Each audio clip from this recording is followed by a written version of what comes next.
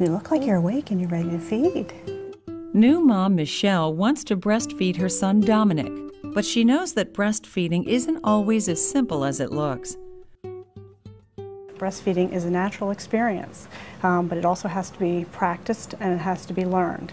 With a few key pointers from Laura Queso, a board-certified lactation consultant, Michelle and Dominic can set off on the right foot. Both of you have to learn together. You have to learn positioning, you have to learn your baby's cues, and he has to learn how to suck on the nipple properly. You'll want to begin feeding when you and your baby are relaxed, calm, and alert. Your baby will give you visual cues, like licking or smacking his lips, or sucking his hands or fingers to tell you he's hungry. Crying is usually the last sign of hunger. Should we help get mom comfortable? Position to feed you? Pillows can help you avoid back and neck pain and will help you position your baby to be level with your breast. Put in your lap so we can support the baby. The goal is for the pillow to support your baby's weight, keeping his nose in line with your nipple.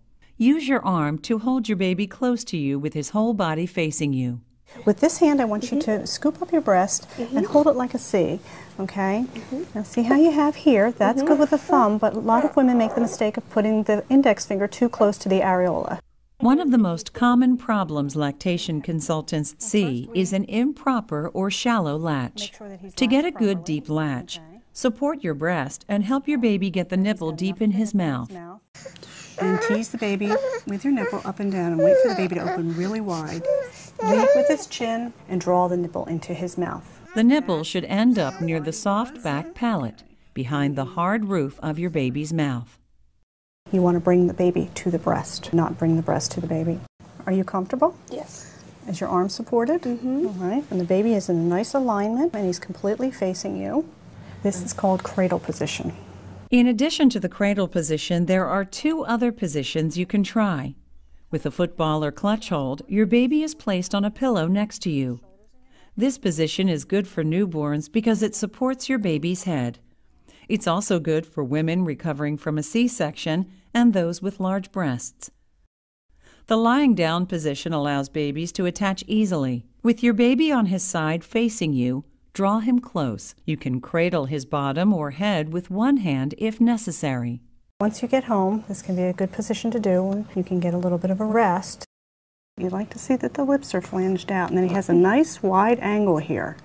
I always say it's like a fish kissing a wall.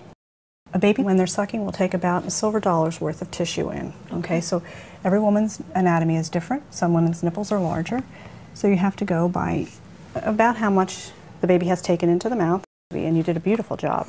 Thank you. And Dominic's doing a beautiful job. There may be times when you need to help your baby unlatch, such as when you're uncomfortable or your baby's done feeding but is still sucking intermittently.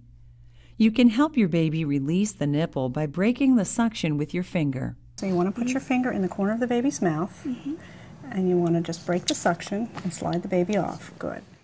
If your baby's fallen asleep while feeding and you don't think he's had enough yet, you can encourage him to start up again. You can tap the baby under the chin. Just a couple little taps just to remind him while he's there, moving the chin on the nipple, and he'll feel that in his mouth, and they'll usually start up a little bit again. It's also normal for babies to go through spurts where they want to feed frequently. They will do some feeding frenzies in the first few days. The baby will want to feed maybe every hour for a few hours in a row. How do I know if he's getting anything or not? The best way to tell is by counting your baby's wet and dirty diapers. About 6 wet and 3 dirty diapers in 24 hours means he's getting a good amount to eat. Other signs your baby's eating well include the softening of your breasts after a feeding and the sounds he makes while feeding. Can you hear him swallow? Good. Means he's transferring milk. And how long will he nurse? Babies can nurse anywhere from 5 minutes to 45 minutes. We try to let the baby tell us how long the baby needs. Most babies will fall asleep and self-detach when they're full. In the first days and weeks, new mothers may experience nipple soreness, which can be eased by applying breast milk or nipple ointment. If soreness persists, your baby may not be positioned or latching well. A lactation consultant can help.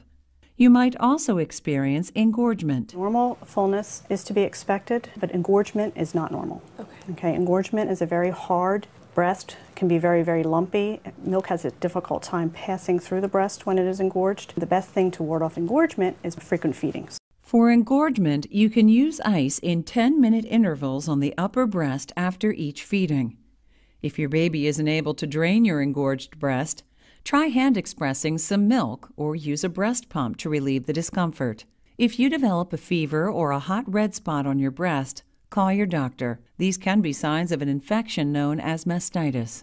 Perfecting this partnership may take some time. Positioning, practice, patience, and persistence. If the mother meets those 4 P's, usually she will have a successful breastfeeding experience. I think we got it, Dominic.